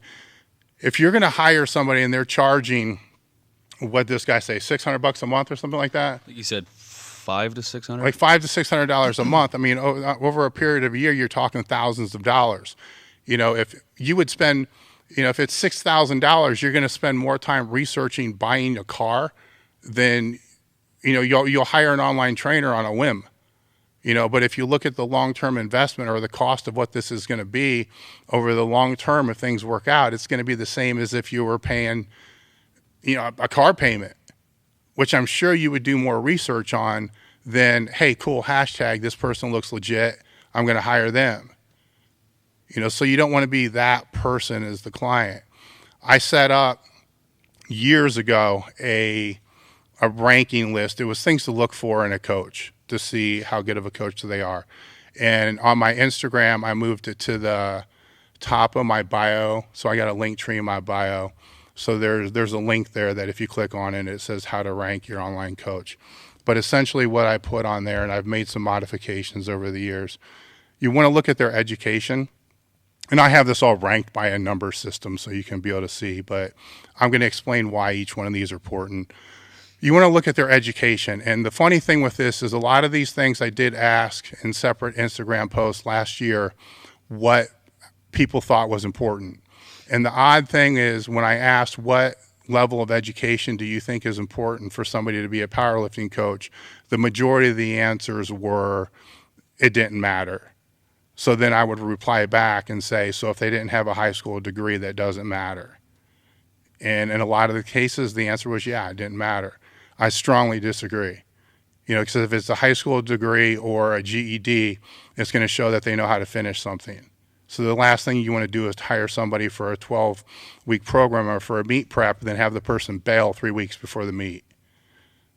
So it's a basic thing. It's just something. It's a tell.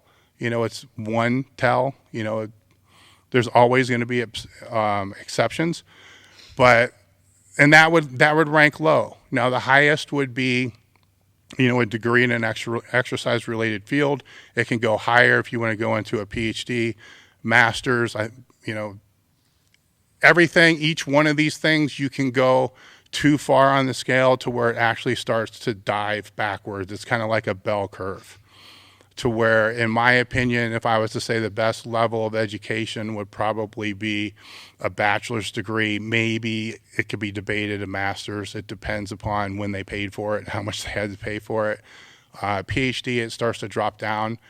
Not because they're not qualified, but because their mindset works more in research mode, and they probably aren't going to have as much relevant work working with clients than what the others would, but there are outliers. I know several PhDs that all they do is work with personal training clients, and they are amazing at what they do. So everything has, outliers and relevance to that. From a powerlifting standpoint, who have they trained with? And all this now is from a powerlifting standpoint. So who are their training partners? Couple things go into this. First thing is, can they even hold a training partner, and for how long? How long can they train with the same person?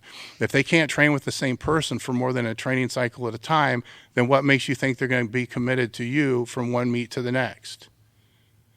So that's the first thing that falls into that. The second thing that falls into that is if they're training with people who really know their shit, then they're going to learn from that person.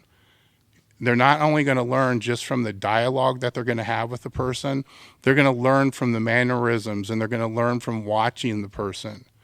If you've ever trained with a top level lifter and you just watch what they do between sets compared to the people that aren't top level lifters, what they do between sets, it differs. How they approach a barbell differs. How they set up with a bar differs.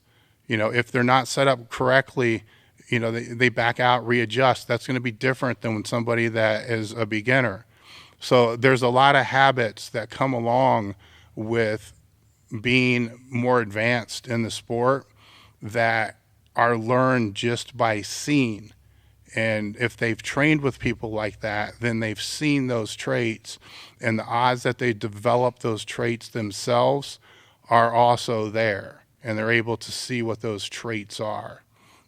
So it also exposes you to what gyms they've been around, what type of training styles that they know best, what their training biases is. It's telling you a lot without actually asking a lot of different questions. Who coached or mentored them? That again kind of goes with, who have they trained with? It can be different because in powerlifting there are now, coaches that are out there, and strength and conditioning, there's mentors, that are helping the coaches as well. But, for me, it was, Louis Simmons.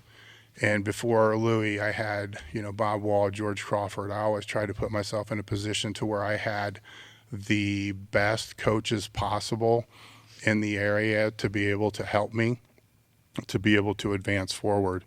So, and you look for that because the athlete's going to pick up on those traits. They're going to be able to learn from them because those guys, they want to be able to pass down what they know. What have they've done themselves as lifters? I think that matters. Not everybody has to have the greatest genetic potential in this sport to get into a top 20 or a top 30 position. Hard work can get you there. Consistency can get you there. Learning how to train can get you there. There's a lot of attributes that can get you there. Consistency can get you there. Persistence can get you there. All these things need to be tied in. It won't be as easy, as somebody that has, full on genetic potential to be able to do the sport. They're going to rise right to the top. But what they've been able to do themselves displays a hell of a lot about their dedication to the sport, as well as their ability to learn, process, and then utilize and adapt what they have, because they have to do that to themselves, as well as at that point in time, it also means that they've competed. So they've been on the other side of the coaching spectrum. So they know what it's like to be the athlete and not just the coach. It's hard to be a coach when you've never been the athlete, because you can't put yourself in the athlete's mind or an athlete's mindset, and you have to be able to communicate them. And sometimes it's fucked up, how you have to be able to communicate with them. If you have no clue whatsoever because you've never been in that position, then good luck. You can't do it. So as somebody looking for a coach, that's one thing that you want to look for. You got anything else on that? Or? Well, there's more. Okay. How many people have they made better than themselves? I think that's critical. I'm not going to keep harping on the same type of stuff, but if they're an elite lifter and then they've made other lifters better than what they are, then obviously their ego is in check. And you don't want to deal with a coach that's got a giant ego, because then they're going to, and I've seen this happen, they will do anything that they can do to sabotage, to try to keep you from being better than what they were, because they can't stand people being better than what they were. So you want to find out if they first off have the ability and capacity and education and skills to be able to make somebody better than what they were, just because you want to be better than what they were, but also to see if that ego is going to be something that's going to be a problem down the line. How many years did they compete when they were competing? I think that becomes relevant now, because we have a lot of people that are becoming coaches within a year. 2 years, they do one meet and they're a coach. Typically, I wouldn't say this was a problem, because it wasn't a problem before, because this is a newer thing into where this is happening. So there has to be enough time for the person to actually learn what the hell they're doing just themselves. If they don't even know what they're doing themselves, then they're going to have no clue how to help somebody else. So if that's not in a 3-year range, then fuck it. No, there's no way. And once I said, the rank is on the link that I provided there. how many years that they've been training. That's just overall training, seriously. So there's a lot of really, really good powerlifters, a lot of really good powerlifters that maybe they've only been competing for 2 years, but they've been training seriously for 12. That has to be taken into consideration because they just weren't willing to pull the trigger for whatever reason until later on. But that doesn't mean they weren't learning, because typically those that wait till later to pull the trigger are the ones that know a hell of a lot. How many? Here's a big one, and this is one that I have to give credit where credit's due. Oh my God, Mike, I'm sorry, dude. I did a podcast. He's gonna kill me. Like who? USAPL lifter, multi-world. I believe he won the worlds multiple times. He's got a podcast. He trains a ton of online clients. He's a great fucking coach. Mike, no. Somebody comment, man, because my brain died. I'm looking right now as well. I did a podcast with him over the summer. I've known him forever. I feel like no. I feel like a complete turd because I should know this. And I've known him for probably 15 years. What's that? No. There you go. Mike, how you say it? Tushinger? I have no idea. I'm going to kill that name. How do you say it? Huh? Tusher. Tusher? I'm unsure that it's Tusher. Mike Tusher. Mike, look, man, I apologize. I'm sorry. I know who the fuck you are. We've known each other for a long time. I had a brain fart. But I wanted to give you credit for this one here. So when people are talking about coaches who know your shit, I will give him a shout out, not just because I just fucked up his name and couldn't remember it.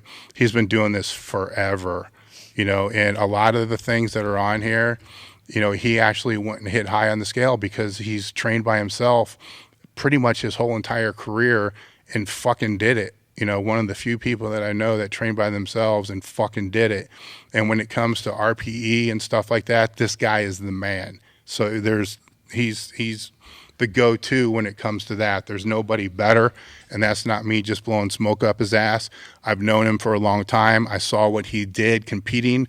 I know what he can still do if he wants to come back and compete again, and I've seen what he's done as a coach, and he's up there, the top of the top. But anyhow, when I did the podcast with him, we discussed this list, and he brought something up to me about how he was looking into just fucking around with some MMA stuff, I think it was, and he used this to try to find a teacher to be able to help him. And what he found was lacking here was you have to know how proficient and how good somebody is at training a complete beginner if you've never done it before. So he was going into a realm that he had no experience with, and he found this guy that was, fit all criteria here, like the best of the best, and competed great and had champions underneath him and all this other kind of stuff. But when it came to actually training beginners, he wasn't so good.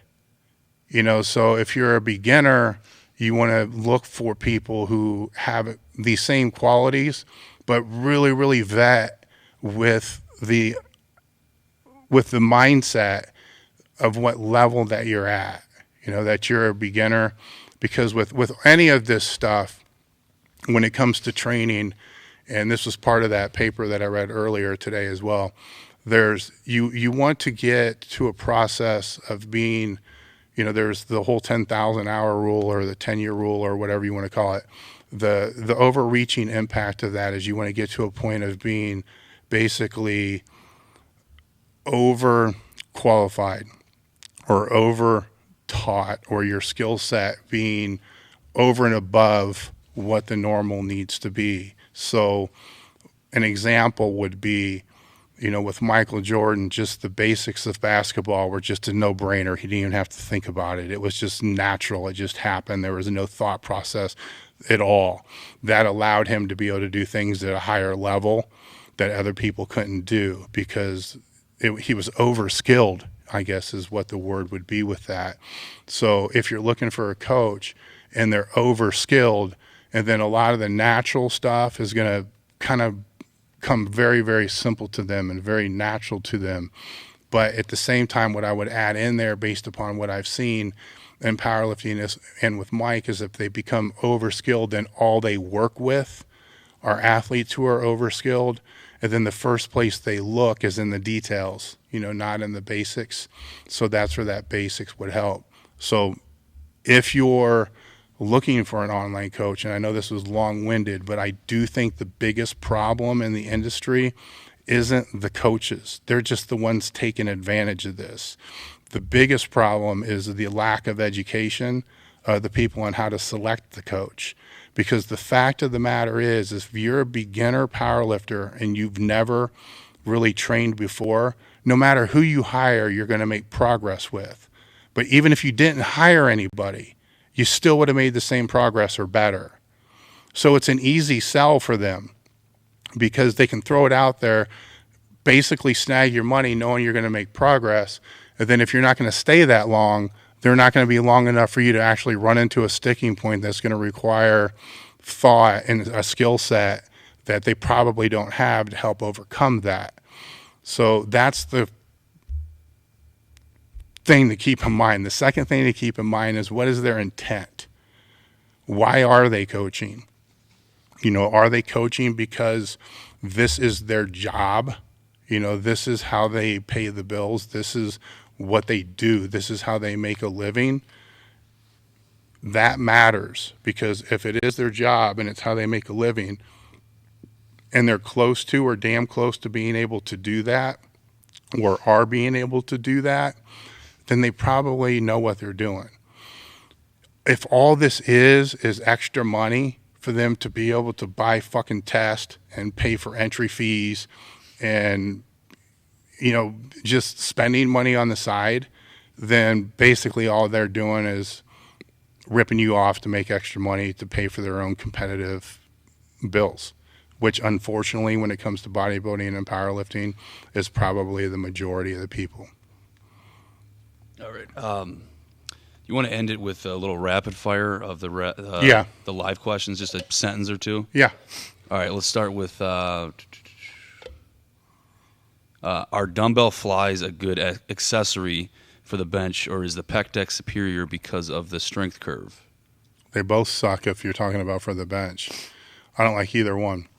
I mean, if you want to just do shit to put blood in your pecs, that's fine. If you're somebody that has sustained any type of pec injury, what I found for myself, the worst thing I could do was any type of fly because it was just putting too much strain and too much tension on the tendon that was being stressed every time I benched or trained. And people need to understand that, recovery is this big buzzword. This is so much for my quick shot fucking answer.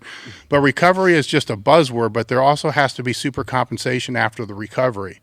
So if it's just training, recovery, then the super compensation doesn't happen and the muscle doesn't get stronger. So you want to break the muscle down, but you want to make sure that the muscle is going to be ready and super compensated for the next training cycle. And for me, when it came to pecs and pec tendons and stuff like that, the flies were dumbbell flies were the absolute worst. Machine flies were, okay. I mean, it wasn't going to make it better. That's for damn sure. So I took it out. Band flies weren't going to make it better. So I took it out. So I didn't see any reason to keep it in because both my pecs are tore. So aesthetically, it's not going to make a damn bit of difference.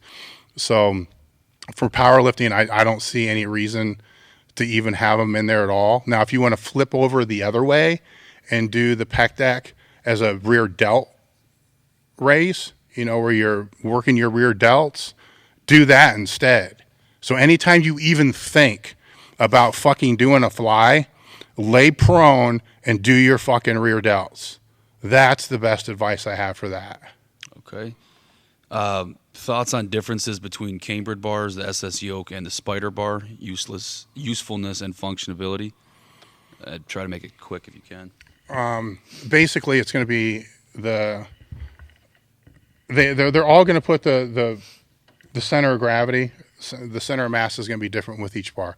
So the quick answer to that is your 1 rep max with each bar is going to be different. So let's say one bar it's 300, the other bar it's 350, and the other bar it's 400. So what that allows you to be able to do is to still train the same training percent cycle. Let's say you do a 3-week wave that's 50%, 60%, 70% for, we'll make it easy, for 8 sets of 2. All right, so you do that, that's your 3-week training phase. Just by changing the bar, you don't have to change the volume, which is the sets and reps. You don't have to change the intensity, which is the percentage of the load. But yet, just because your max on each bar is different, you've completely changed the workload of each one of those 3-week phases. So you can have those 3 weeks lined out either linear or in a or reverse and decline pattern based upon what you're looking for, without having to change anything except the bar, which becomes a very, very cool programming tool to think about. Okay. We got a whole video on this, by the way, just on this one aspect. Tips for making sure you can be the strongest at meet day. Don't overtrain. Don't overtrain. Make sure you take time off before the meet. Make sure you're mentally ready, and stay fucking hydrated. I could go into a huge rant about this, but the biggest, not a rant, but a huge answer on this one, which could be something that we do later. The biggest mistakes that I see are people train too heavy, too soon, or too close to the meet. That's the first mistake I see. So they're not giving themselves enough time to be fully recovered and to really allow that rebound, super compensation, peak phase to really kind of kick in there. That's the first one. And that time period is way longer than what most people think. It's for most lifters that I talk to, it's probably double what they think it is. Second thing is stress. The last week of the meet, they just stress themselves to hell. Their cortisol levels go through the roof. While they're supposed to be just chilling out and relaxing, the stress that they're putting themselves through just mentally is actually higher, or potentially higher, than the stress if they were in the gym. So in some cases, they may need to do, light flushing type of training sessions that are concentric only with bands, light walking. And this is why you should keep walking in, if you can, throughout a whole training program. So you still have some GPP stuff you can do the last week just to kind of work the jitters out. The last thing is staying hydrated. Is what will fuck a meet up more than anything is people not staying as hydrated as they possibly can. Hands will bloat, muscles will cramp, muscle firing patterns are going to start to go whacked. You're going to start having spasms, all these weird things, because in most cases you're not used to training for 8 hours in a fucking warehouse somewhere, without having, you're just not used to it. So the hydration is huge, to the point where I try to make sure somebody's there at all times, basically pumping fluids down the person, and that they have fluid with them everywhere they go, and that somebody's forcing it down them. So those are the biggest. Okay. How do you think social media has affected the fitness industry? You already covered that. Well, let's define this. The fitness industry, to me, is completely different than the strength and conditioning industry or the strength sport industry.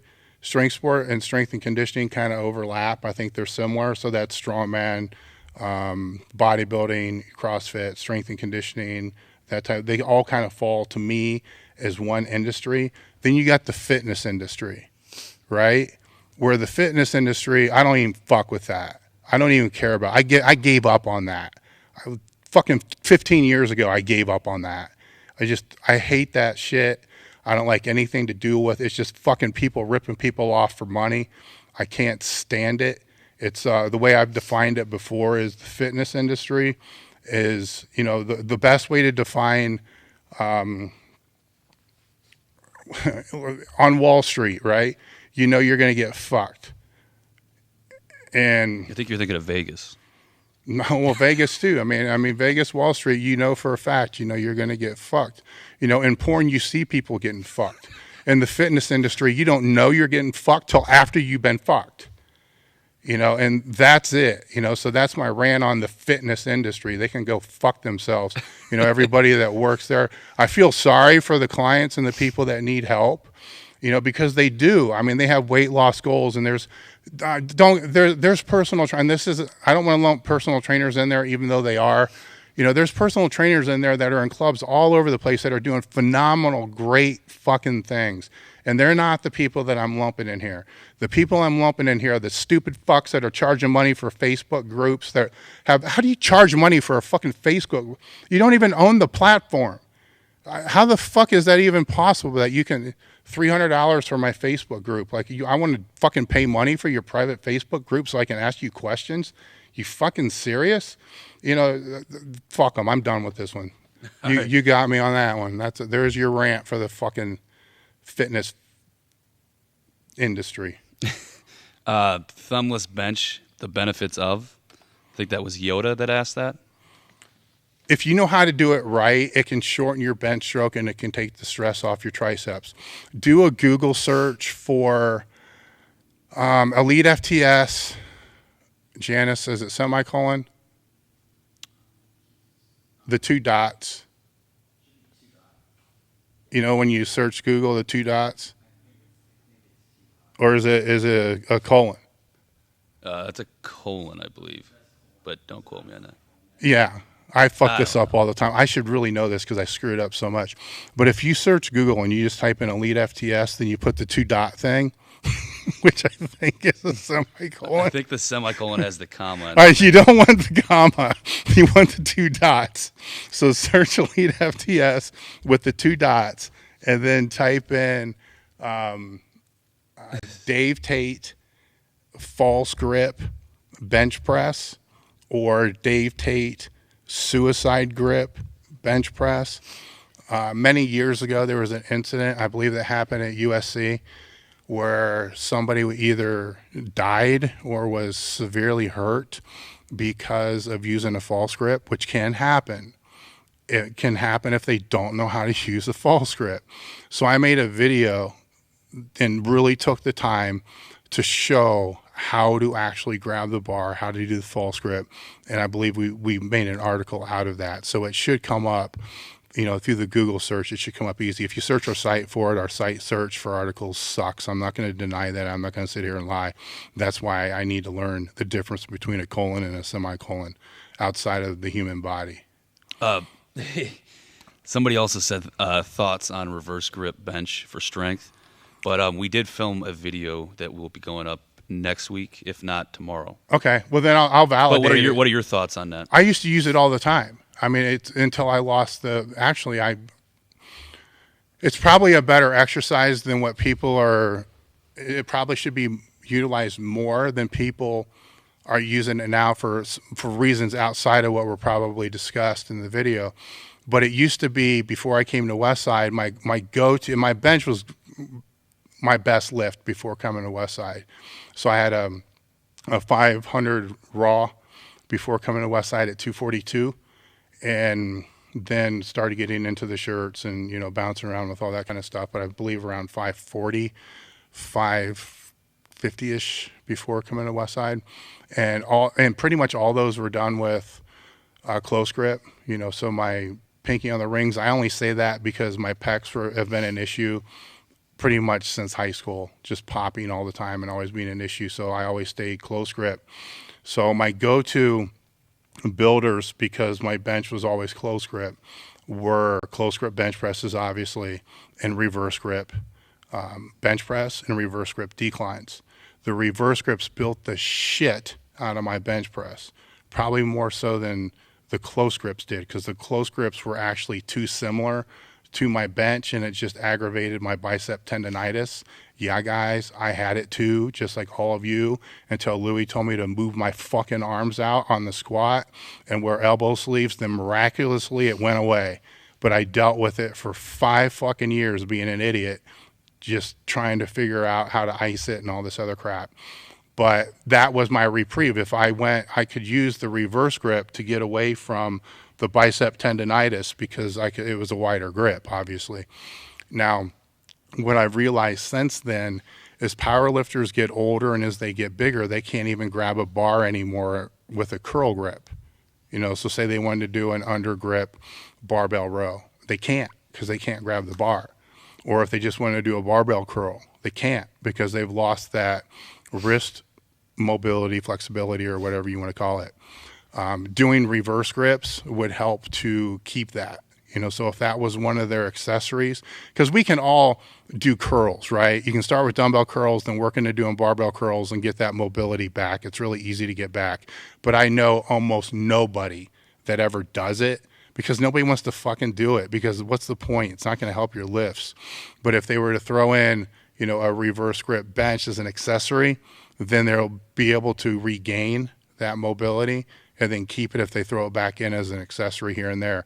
So I try to stay away from what you guys were talking about, which would be the bench.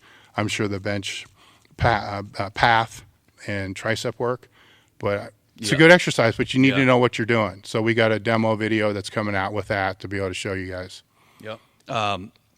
This will probably be quick, but advice for someone who wants to get bigger, faster, stronger, etc., but is afraid of getting fat while bulking, even if it is slow. What do you think? Go away. I get questions like this all the time. Fuck. It's like, I want to get leaner and put on tons of fucking muscle. And I want to put on 30 pounds but still have abs. Like, fucking just decide one thing. You're trying to decide, 2 different things that are almost like the opposite of each other. Like, it'd be like me saying, I want to get really strong, but yet be weak. It's ludicrous. Like, pick fucking, the other one is, I want to lose weight, but I don't want to lose any strength. I know it's going to take longer. Well, how about you do this? Fucking lose the weight. Commit to losing the weight. Then if you lose the strength, build it back. I guarantee you that's going to take less time than the 2 years that you've been asking people the same fucking question of how do you lose weight and keep strength. Pick one and fucking do it, and then you deal with the consequences of the decision. Who knows if you're going to lose strength? I mean, it's ridiculous. This is not how this is not how competitive lifters would do it. If they're going to move down a weight class, they're going to pick a time frame. They're going to try to lose a reasonable amount of weight each week, say 1.5 pounds, 2 pounds per week.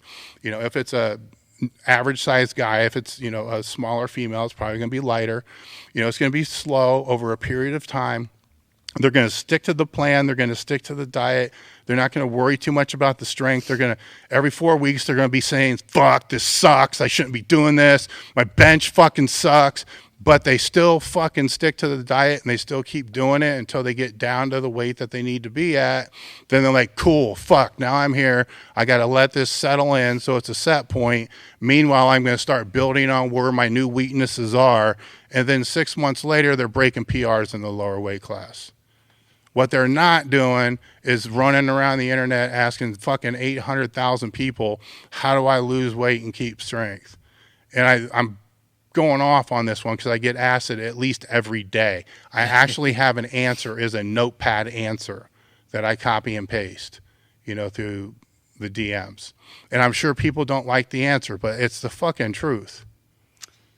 Yeah. How much volume for the belt squat will you recommend for a 405 raw squatter? It depends upon your work capacity. Start with 2 sets of 10. There. All right, there you go. Let's make it easy, because I can't give you recommendations of volume based upon your strength, because I don't know if you can even walk around the block without your lower back being pumped. So always start on the low end and work the volume up. It's always better than starting on the high end and then overreaching. And then not only then do you have to work the volume back down, but you have to make adjustments with all your other lifts.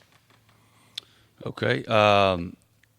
You kind of already answered this, but how do you deal with shoulder mobile affecting bench and squat if you have any tendonitis? See a practitioner. That's the one that got me, man. 2 shoulder surgeries and I couldn't grab a squat bar anymore. So see a practitioner to be able to get help with it, to be able to get the range of motion back and kind of go from there. The biggest mistake that I made was I had a genius idea because I could not get the bar on my back to squat, and my training partners would have to shove me under the bar to get it there, and it just hurt like hell. I was going to use a safety squat bar for 16 weeks before meet and then switch over during Circumax and then use that for the meet. And what happened is when I went to switch over for Circumax, I couldn't even get my arm close to the bar. So it completely froze up because I didn't do anything to keep the mobility. So see a practitioner, get a good diagnosis on what the issue is and get it taken care of.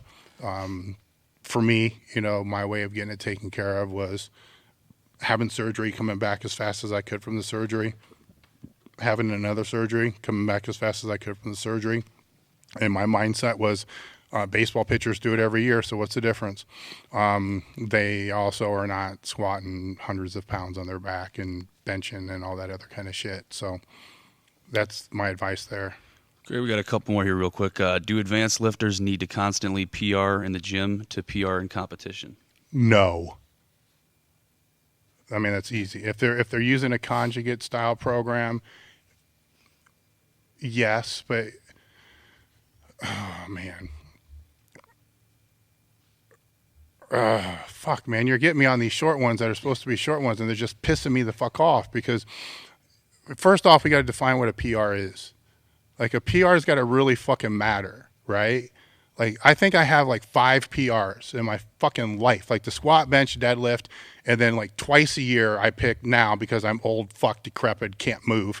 I pick 2 exercises that I want to become really good at, and they're the only ones that matter, and they're the only ones that have PRs. Everything else is just fucking progress.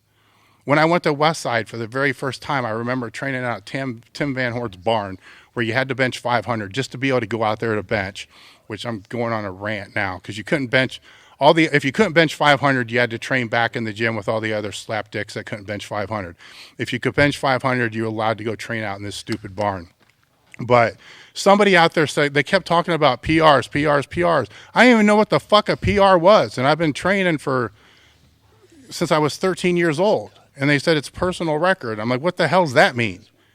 And they had to explain to it that it's something you've never done before in training. And I said, well, isn't that just fucking training? So I got a different mindset on that. But I think if you're all PR oriented all the time, then you're losing, even with conjugate, then you're losing the impact of what you're supposed to be doing. With the max effort method, you're supposed to be straining. All right. So if it makes you overreach, all right, just so you can get that 5-pound PR when it's not there, and then you end up missing, and that creates this overreaching effect, and it's going to take you 2 weeks now or longer to be able to recover. That was fucking stupid because of PR, and how far are we going to take it? Do you have like a PR record for how many fucking curls you can do with 85 pounds? So get the whole PR thing out of your mind, and if you're a power lifter, focus on the main lifts and as being your PRs. And then the lifts that really matter, the ones that when they go up, your total goes up, then keep an idea of where that's at, because that's a gauge of your progress. I can say those can be PRs. If you always know that your deficit pull, every time it goes up, your deadlift goes up, then yeah, you should know what your PR is there. But all the other irrelevant shit, it doesn't matter because fatigue, man, let's say your PR on glute ham raises is 15 reps with good form. But on this squat before, on this specific day, it was hotter than normal, and instead of doing 15 sets, I got on your ass and made you do 25. You're breathing like hell, then you go over there and all of a sudden you can't do 5. Did you get weaker? No, you didn't get weaker. You were more fatigued. So let's flip that. And let's say you come in and it's a week 1 of a squat cycle and you feel good, you're recovered, you're bloated, you're fully hydrated, and you're killing your squats, and you go over and you knock out a set of 20 like it's nothing. Is that a PR? No, it's fucking called training. All right, I'm done with that one, I think. Unless you want me to keep going. All right, Dave, so final question. Oh, fuck. I got Joe Sullivan on the line. I just hopped in. And it's very appropriate. Do you miss squatting with a regular squat bar? More than anything. There's no... I'm stuck squatting the way I squat because that's what I'm limited to. But when that bar, now it would suck. I'm not going to lie. I would probably fucking hate it for like 6 weeks because it would tear the shit out of my back, because it would have to become all calloused again and it would be all tore up. But there's no better feeling than fucking you have this big squat day or this good squat day, and you go home and you can't shower because you're all fucked up. But anyhow, you wake up the next day and you get out of the shower and you look and there's that fucking stripe going across your back. Man, that's like the stripe of power. That's like that's awesome. That's like, I can't explain it. It's just the coolest thing in the world. I don't even get a fucking pad bump. I use a yoke bar. I don't even get like a bruise. It just sucks, but I do the best I can. It's still, there's no, I can deal with it because out of all the exercises I've done in my life, there's no better feeling at all than standing up with something heavier than you've ever stood up with before. Something that you got to strain to stand up with. To me, there's just something in my soul that's like, this is the fucking shit, especially if it's a little bit of it's hard and you got to fight through it. Like a smoke one, that's great. But then when you got to grind through and you stand up, you're like, oh my God, I think I might die. That's the greatest fucking thing in the world. All the other stuff. Hell, I don't even really do anything else except that anymore, if you want to be completely honest. Now that I have people here that see me train, they can validate it. The only thing I've ever seen them do the last 2 months is squat. Bench every now and again. So anybody whose question wasn't answered, we apologize. Go ahead and just ask it next time, or maybe DM Dave if that's the route you want to go. But that's it for this one. Good.